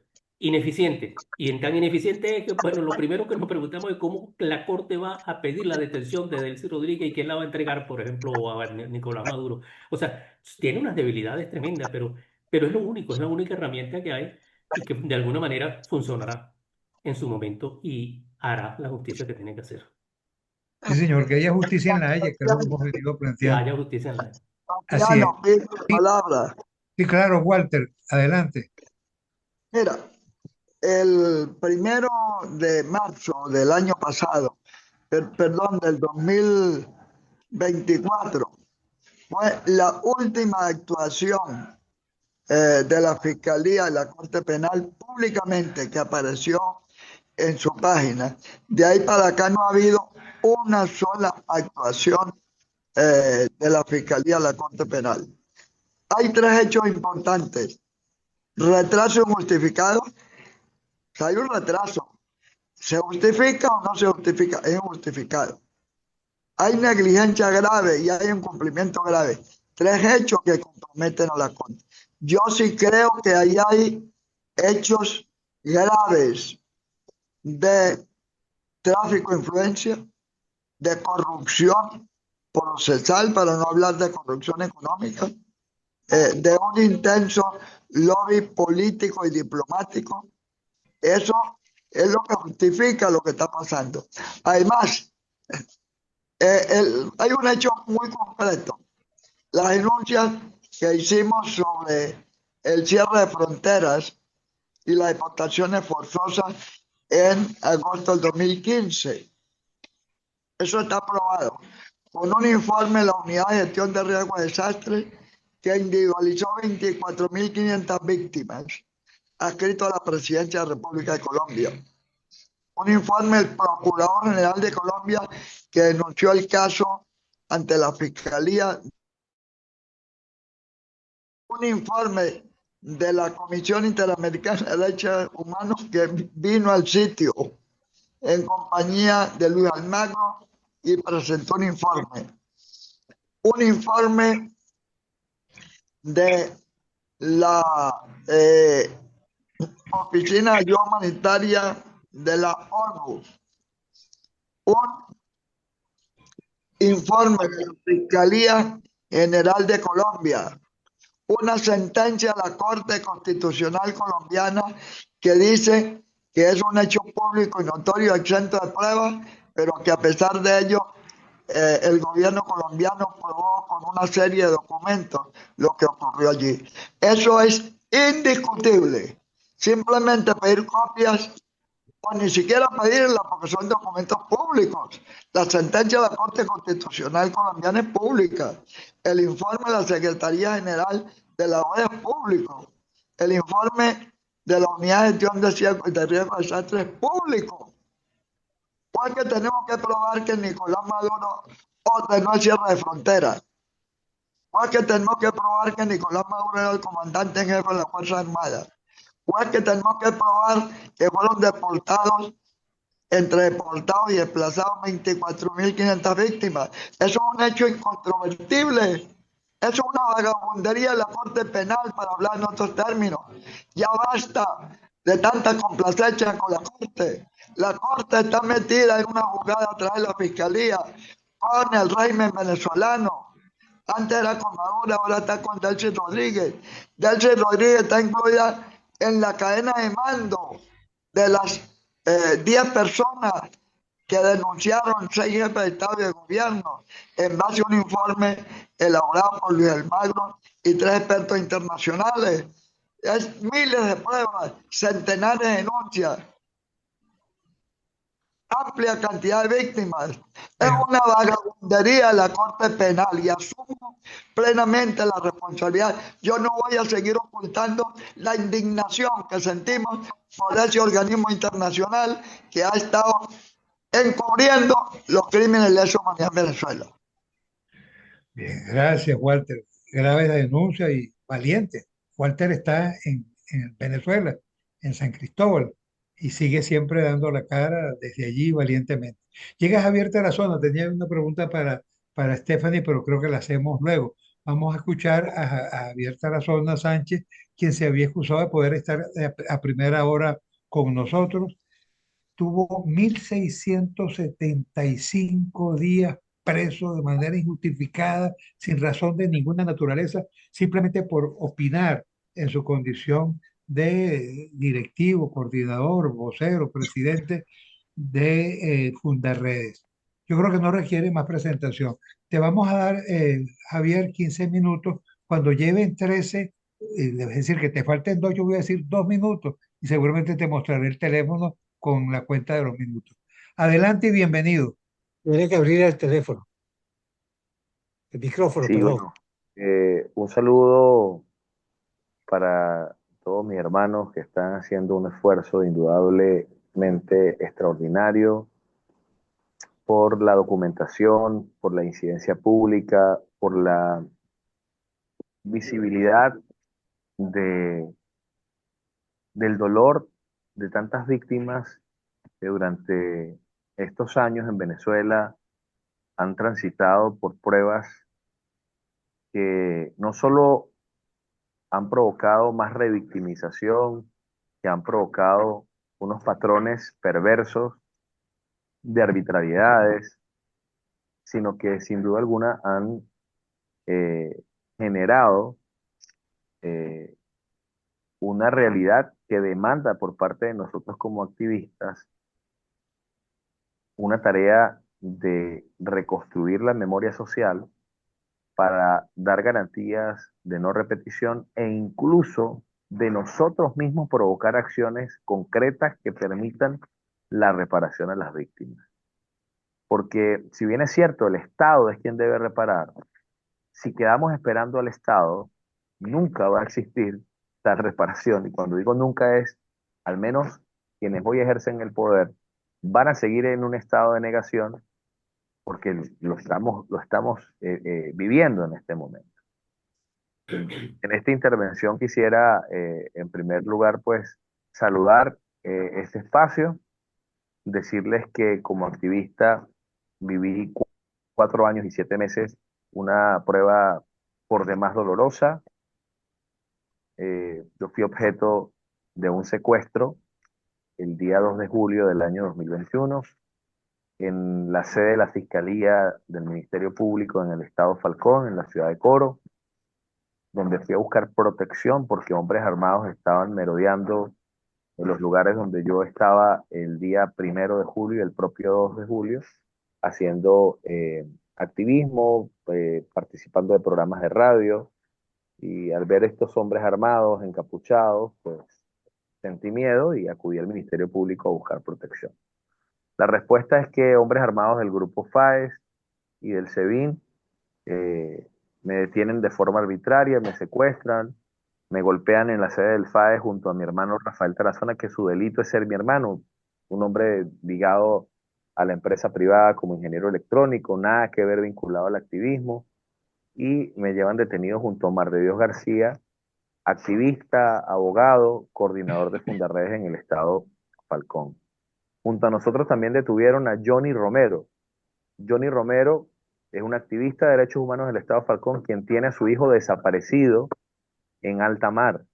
Sin embargo, la propia fiscal superior del estado Falcón, ese día, cuando se percata que están también golpeando y torturando a Johnny Romero, lo escarcelan, es decir, no concretan el traslado a la ciudad de Caracas ese 2 de julio.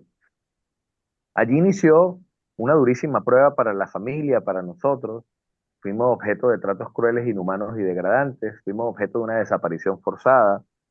No se nos dio el derecho a tener una defensa privada. Fue hasta 6 meses después, en la audiencia preliminar, cuando se nos permitió tener una asistencia privada. Nunca se nos permitió en esa etapa la visita de un abogado, la llamada a un familiar. Por eso estuvo en proceso una desaparición y una detención arbitraria, porque no hubo en ningún momento una orden de aprehensión producto de una investigación que debía desarrollarse como lo manda el ordenamiento jurídico venezolano. Entonces, importante destacar los tratos a los cuales fui objeto con mi hermano Rafael y con Omar en un tigrito, 2 tigritos estuvimos allí sin acceso a agua potable, nuestro cuerpo estaba podrido literalmente, y unos tratos degradantes, ¿no? Unos tratos humillantes en estos primeros días de cautiverio. Fueron 47 días en los que, bueno, algunos días pasamos sin comer, otros días estuvimos allí en estos tigritos entre ratas y cucarachas, con tortura permanente por los interrogatorios. Yo he logrado en los 3 juicios que están en desarrollo, justamente en 2 horas, tengo audiencia de juicio porque fui escarcelado el 1 de febrero, pero sigo judicializado, seguimos criminalizados, ya está en desarrollo el tercer juicio porque los 2 anteriores han tenido interrupciones, Pero en estos 3 juicios que se han desarrollado, yo he logrado identificar a 5 funcionarios que ejercieron actos de tortura contra mi integridad.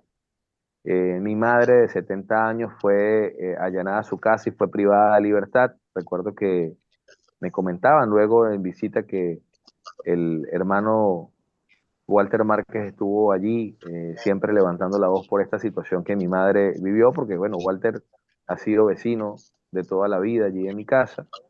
Estos videos que hicieron los funcionarios del SEBIN fueron utilizados para torturarme y obligarme a grabar y criminalizar a activistas de derechos humanos y a dirigentes políticos en Venezuela. De lo contrario, dejarían presa a mi mamá. Fui drogado con escapolamina. Los tratos de tortura fueron terribles. Fui golpeado con fusiles en mis extremidades inferiores para acceder a las claves de los equipos de comunicación, en la computadora, los teléfonos. Estos tratos fueron siempre constantes, permanentes, pero además yo era un privado de libertad con múltiples patologías. Tomaba 23 pastillas diarias.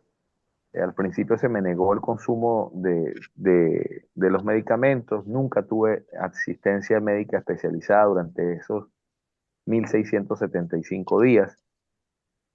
De hecho, apenas el 21 de enero de este año, que aún estaba privado de libertad, ellos pasaron carreras porque perdí el conocimiento. A Dios gracias, el señor José Enrique Luongo, que estaba en mi celda, un señor de 72 años que lleva 8 años privado de libertad, sin juicio, logró sostenerme y no broncoaspiré porque estaba vomitando, deshidratado, pero el 21 de enero de este año pude haber pasado por la misma experiencia que pasó Alfredo Díaz, que murió en diciembre, o la experiencia que vivió el general Baduel, o otros privados de libertad que durante mi tiempo de cautiverio murieron por los tratos inhumanos de quienes ostentan el poder, que aún en cautiverio no son capaces de garantizar la vida de quienes están allí injustamente en prisión. Decirles que en lo que refiere a este foro, y como víctima que soy, que estoy tratando de relatar lo que pude vivir durante todo este tiempo de cautiverio, sin duda alguna, pues recoge un patrón de comportamiento. El cautiverio de mi madre, el cautiverio de mi hermano, el cautiverio de Omar de Dios García, forma parte de un patrón de judicialización y de criminalización de la familia para tratar de silenciar al activista y al defensor de derechos humanos, para tratar de silenciar al dirigente político, para tratar de silenciar a quien finalmente denuncia lo que pueda estar ocurriendo de manera ilegal en el territorio. Esto habla de un patrón de intimidación, de arbitrariedades, y es necesario, por supuesto, pues relatarlo. Nosotros en el confinamiento que vivimos, la condición de presurizado, se nos negó el acceso a cosas muy básicas, ¿no? El acceso a agua potable, por ejemplo.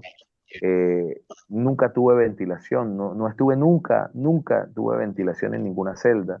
Eso ha provocado patologías que en este momento, luego de escarcelado, estoy justamente al terminar mi participación en esta actividad que ustedes están dirigiendo, debo ir a una consulta médica y luego debo ir al tribunal porque tengo una fibrosis pulmonar que es consecuencia de la humedad de las 9 celdas en las que estuve, donde nunca hubo aire ventilado, nunca teníamos la posibilidad de respirar aire limpio.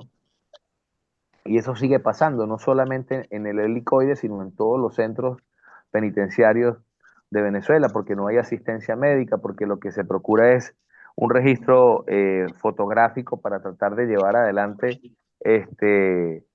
una justificación de que hay una asistencia, pero no la hay, ¿no? Ellos tratan de generar publicidad de que sí asisten médicamente a los privados de libertad, pero no se hace, no ocurre. De hecho, acabo de nombrar al señor José Enrique Luongo, que conviví con él 3 años, y es un señor que tiene Alzheimer, es un señor que tiene 72 años, que lleva 8 años en prisión, que la Constitución dice que no debería estar privado de libertad, que el Código Orgánico Procesal Penal señala que no debería estar en privación de libertad y sigue en cautiverio. De manera que trato de comentar mi dolor, pero de manifestar que es un patrón perverso, dantesco, que se sigue desarrollando y que por supuesto corresponde a cada uno de los que puedan estar escuchándonos en este espacio, provocar acciones que permitan de una vez por todas cambiar esta realidad, cambiar este paisaje, ¿no? Sobre el tema de los derechos, por ejemplo, que tiene un privado de libertad, el derecho a la defensa, el derecho a ser asistido, el derecho a ser visitado por los abogados. En mi caso, yo nunca pude tener una visita de mi abogado Miguel Forero en cautiverio. Se nos negó el derecho a la defensa, el derecho a ser asistido. Yo duré 9 meses con un acceso en una pieza dental que provocó una infección importante. Perdí el 80% de mi oído izquierdo producto de esta situación porque no había las condiciones para extraer esta pieza dental en el helicoide y estaban prohibidos los traslados porque era año electoral, el 2024, y postelectoral, con toda esta represión que se desató en el país. Decirles que estas experiencias dolorosas, complejas, traumáticas que nosotros estuvimos viviendo en cautiverio, sin duda alguna deben documentarse. Yo considero importante decir que no basta solo con lo que la Corte Penal y la Fiscalía de la Corte Penal, mejor dicho, ha establecido, contemplado de lo que hay que investigar en este momento, sino hay muchos otros casos de los cuales tenemos nosotros que presionar para que se abran las investigaciones correspondientes y para que no sea la impunidad la que prive en nuestro país. El país demanda, y yo como víctima demando sin duda alguna justicia, demando que impere la verdad, demando reparación. El proceso de reinserción luego de haber salido de la cárcel ha sido un proceso sumamente complejo. El tejido familiar, el tejido social se fractura, impacta. Es terrible la desprotección que uno vive en este momento luego de haber salido de estos casi 5 años de cautiverio. Es importante que quede allí. O sea, no solamente ya soy escarcelado y bendito sea Dios, estoy fuera de ese infierno llamado helicoide, pero qué duro es reincorporarse a la vida, qué proceso tan complejo es la reinserción, y precisamente porque no hay reparación. Entonces, al no existir reparación, ¿cómo resuelves tanto dolor causado a una persona y a una familia, ¿no? En esta intervención pues quería un poco dejar estas ideas allí de lo que se pudo vivir en esos días y años de impaciencia, de incertidumbre, de vulneración constante, de violaciones permanentes a los derechos humanos, donde se nos negaba incluso en muchas ocasiones la propia visita familiar, eh, limitada a 900 kilómetros del touch del lugar donde yo estaba en cautiverio, tenía mi familia. Eh, es todo un proceso que procura la deshumanización, que procura la destrucción del ser humano, ¿no? La eliminación del ser humano. Es como esa cámara de asfixia progresiva que se va dando sin dejar de nombrar la incertidumbre diaria que se tenía por los traslados a otros centros penitenciarios, por las requisas, por tratos que recibimos, por ejemplo, un 28 de diciembre del año 2024, llegaron funcionarios del DIGESIN, más o menos unos 400 funcionarios fuertemente armados con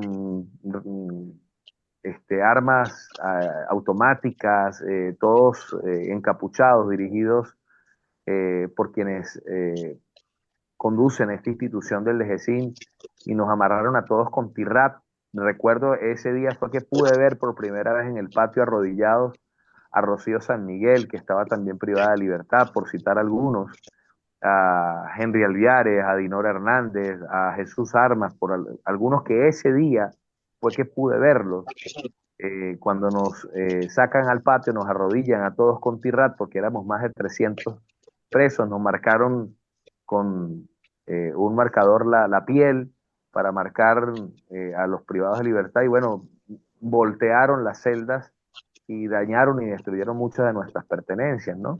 Pero este tipo de tratos siempre fueron constantes, permanentes, era una dinámica muy constante, y lo que quiero significar es que este tipo de hechos que he mencionado, hemos logrado identificar a los ejecutores de estas operaciones. Bueno, yo quiero dejar acá mi intervención, agradecer infinitamente la generosidad que ustedes han tenido en invitarme como víctima, decirles que estoy a disposición de que este relato pueda sin duda alguna coayudar a las acciones que ustedes están emprendiendo a nivel de la Corte Penal Internacional y de cualquier otra acción jurídica del sistema universal o del sistema regional, y agradecerles infinitamente su oración, su disposición siempre a visibilizar la tragedia que nosotros estábamos transitando y que aún seguimos transitando, porque les he dicho, en unos minutos estaré en audiencia de juicio.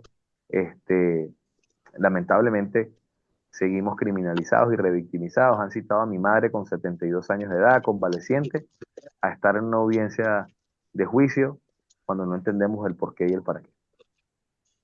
No, gracias, Javier, gracias por tu sinceridad, gracias por tu valentía y gracias por permitirnos ver aún en mayor profundidad esta situación dramática.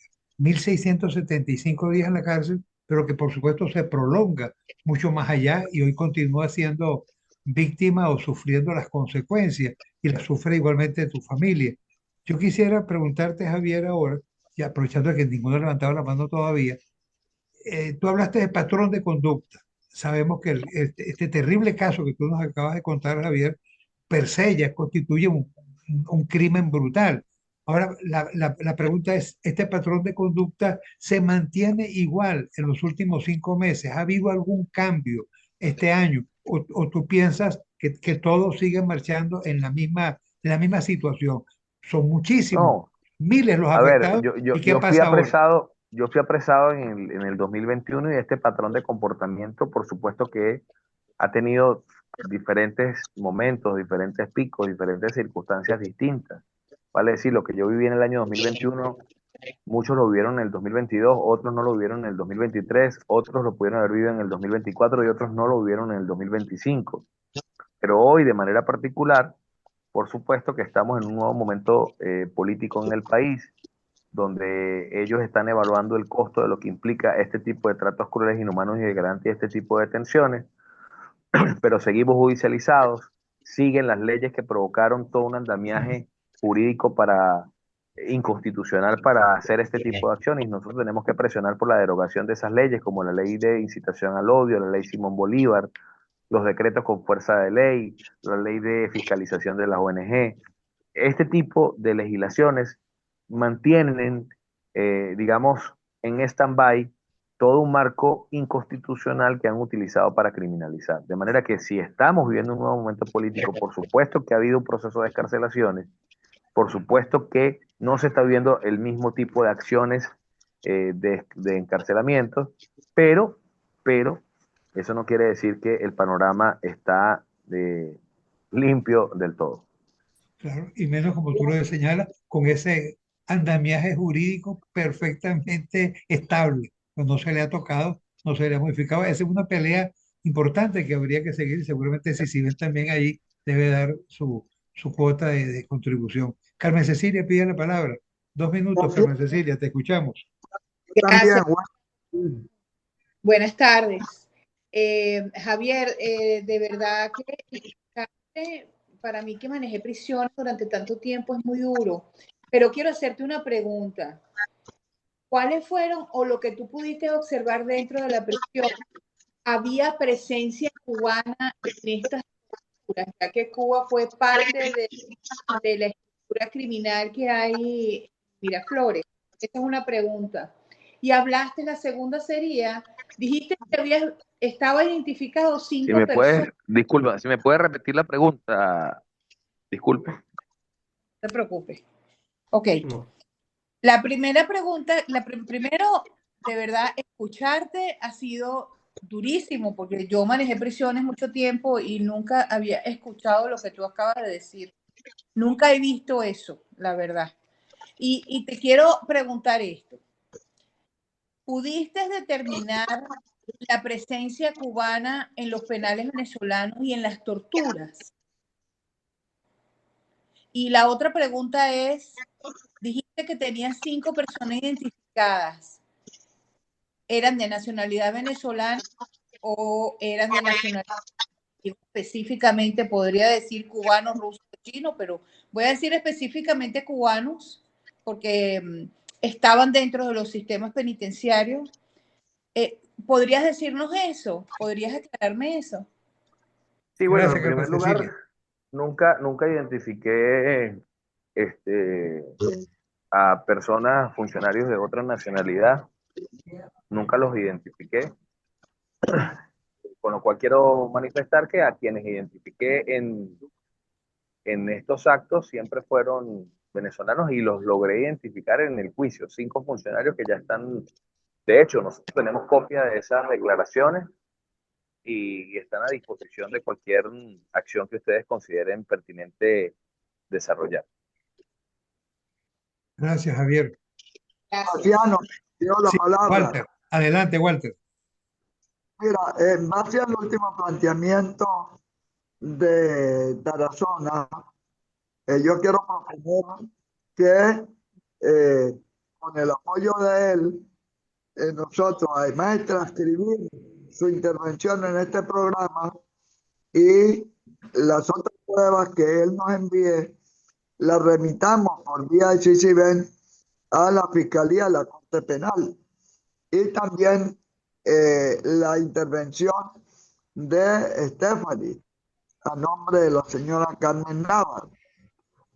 Y que empecemos, y lo podemos hacer desde CICIBEN, de denunciar los jueces y funcionarios judiciales y fiscales que han intervenido en esos casos, porque hasta ahora nos reducimos a los jefes, a la cadena de mando, pero hay que individualizar la responsabilidad de los jueces que lo han usado con el pretexto de antiterrorismo, porque recordemos que en Nuremberg, y por ahí empezó nuestro presidente William Cárdenas, en Nuremberg hubo 12 juicios.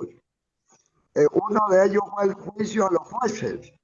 Es decir, nosotros tenemos que empezar a denunciar a jueces que han participado en este sistema de tortura, de persecución. Entonces, mis propuestas son 2. Uno, que con el apoyo abierto documentemos a través de la transcripción de su intervención en este programa y la documentación que nos proporcione para enviarla a la Fiscalía de la Corte Penal. Segundo, que denunciemos por lo menos 3, 4, 5, 10 jueces de lo que ha intervenido en estos casos. Son 3 jueces antiterrorismo y empecemos con los más visibles para que pidamos también el juicio a los jueces. Vale, gracias, mi querido Walter. Vale, ya estamos próximos a la 1, vamos a ir concluyendo. Yo le pediría a Gonzalo, que ha solicitado la palabra, porque nos hable un minutico. Luego vamos a darle igualmente un minutico a Tarazona, a Walter, y le pediría a Víctor que cierre con sus palabras este encuentro. O sea, en ese mismo orden, Gonzalo, adelante. Gracias, Paciano. Una proposición basada en mi ignorancia del derecho como abogado que soy. Y me parece que la Corte Penal Internacional se escuda en que están sobregirados en la cantidad de casos. Quizás ha sido un error de estrategia nuestra y de aquí viene entonces mi proposición. Primero, seccionarle los delincuentes. ¿Quiénes son el delincuente? El delincuente fulano tiene este y este caso para que se enfoquen en cada uno de esos delincuentes. Y segundo, en cada uno de esos casos, definir cuáles son los 3 o 5 casos más significativos de ese delincuente que después de que entren en juicio podrán entrar todos los demás casos, pero que no se pierdan en los recuerdos, el último reporte que tuvimos hace ya varios años, Junta Directiva de Benamérica, habían más de 1000 casos, todos bien estructurados, bien armados en una sola hoja Excel en donde estaban los 1000 casos y las 1000 razones de cada uno de esos casos, pero todos iban a todo este paquete de delincuentes que eran los cabecillas del régimen. Entonces, seccionarlo en las dos dimensiones, perdón, las dos dimensiones de el delincuente y los delitos para hacer que la corte funcione caso por caso. Gracias, Gonzalo. Estupenda idea. Por cierto, acogemos y respaldamos el planteamiento que Walter nos había hecho y la propuesta que también él hizo. Luis Corona ha levantado la mano. Luis, un minutito y vamos entonces con Sí, muy breve, Paciano. Bueno, se ha presentado el sistema tan complejo que representa toda esta impunidad en Venezuela. Ahora yo me permitiría proponer a la directiva de CICIBEN que abramos un espacio en nuestras reuniones próximas para tratar el tema de los pensionados y jubilados como víctimas también de la impunidad del régimen, impunidad de justicia. De manera que dejo eso únicamente como tema para la directiva, para ser tratado de lo planteado por Iraida y por Lilia Abreu. Lo acogemos con mucho entusiasmo. Ciertamente fue el planteamiento de Liliana y debemos darle toda la acogida debida. Vale, entonces vamos ahora a escuchar a Javier Tarazona, a Walter y con las palabras de Víctor daríamos por cerrado este encuentro. Adelante, Javier.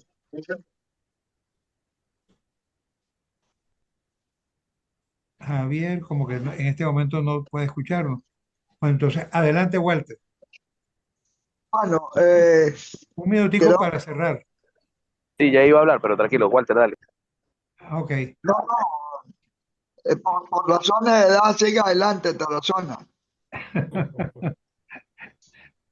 Adelante, Javier. Sí, bueno, manifestarles que estoy de acuerdo con el planteamiento que han hecho. Sin duda alguna que voy a continuar digamos, las gestiones que ustedes consideren pertinentes. Y por supuesto que dejarles un dato final. Tanto el juez, perdón, que me acusa y el fiscal que me acusa, hoy están en cautiverio. Ese es un dato importante por una de las intervenciones que hicieron. Entonces, bueno, nada, todo lo que sea necesario que yo pueda suministrarles, están conmigo, y dejar ese dato allí cuando hablan de varios jueces y fiscales. Bueno, quiero indicarles que ambos los que me acusaron están en cautiverio, ya llevan más de 2 años en privado de libertad. Vale, gracias, Javier. De nuevo, agradecidísimo por tu testimonio, como lo estamos igualmente con Stephanie, que nos han aportado elementos, luces importantísimas. Vamos a seguir trabajando juntos. Cedemos la palabra a Walter Márquez, un minutito ya de despedida. Bueno, yo voy a proponer que el contenido de este foro sea analizado por CICIBEN en su próxima reunión ordinaria para que le hagamos un plan de seguimiento. Que de lo que se hizo allí requiere que nosotros actuemos y en base a ese plan de seguimiento pues pediremos el respaldo de Tarazona, de Stephanie y de todo nuestro equipo. Creo que tenemos que pasar de la palabra a la acción. Y entonces concretamente el próximo miércoles revisaríamos 2 casos. El caso de los pensionados y jubilados, de los cuales está Luis Corona, que es jubilado, está Paciano, que es jubilado, estoy yo, que soy jubilado. O sea que tenemos un interés directo allí. Entonces, esos serían los 2 temas para la próxima reunión, agradeciendo la presencia de todos y especialmente de Stephanie y de Tarazona. Gracias, Walter. Y permíteme entonces, antes de ceder la palabra a Víctor, agradecer en nombre de CICIBEN la presencia de todos los aportes, las ideas estupendas que hemos recibido y la información que termina de completar el cuadro que hemos manejado. Al igual que Walter, específicamente de manera muy expresa, agradecemos a Stephanie Miglioriani y a Javier Tarazona el haber estado con nosotros, a Liliana, a Iraida por sus ideas, todos los que han aportado, a Gonzalo, a Luis. Dejo entonces ahora a Víctor Rodríguez Cedeño en la palabra. Con las palabras de él concluimos, damos por cerrado este evento. Repito, reiterando las gracias en nombre del Comité Internacional contra la Impunidad en Venezuela. Adelante, Víctor. Gracias, Paciano. Bueno, muchas gracias y gracias a todos, de verdad, un encuentro que no podemos decir sino extraordinario. Presentaciones, testimonios, preguntas, inquietudes, propuestas que de verdad nos comprometen aún más a nosotros a seguir adelante en esta lucha por la justicia, en esta lucha contra la impunidad y en la defensa de las víctimas. Yo creo que tenemos que tomar nota de todo y para nosotros la difusión y la enseñanza de todo esto es muy importante y por eso ese compromiso lo proyectamos siempre hacia afuera. Somos, yo diría, y siguiendo la palabra de algunos de ustedes, víctimas. El concepto de víctima es muy amplio, tan amplio que yo diría que toda la sociedad venezolana es víctima hoy en día de esta persecución y de estos abusos y violaciones de derechos humanos. Todos somos víctimas, los que estamos afuera, los que están adentro, la sociedad venezolana en general. Yo creo que ha sido un encuentro extraordinario. Tenemos que sacar conclusiones que vamos a tratar en la próxima reunión nuestra de CICIBEN. Y bueno, agradecido e impresionado por los testimonios, tanto de Lilian como de Javier y de todos los que han participado. Así que, bueno, muchísimas gracias de nuevo y con esto concluimos este evento que pensamos seguir adelante con nuestros encuentros con todos. Muchísimas gracias. Gracias. Un abrazo para cada uno de ustedes. Agradecidísimo. Suerte.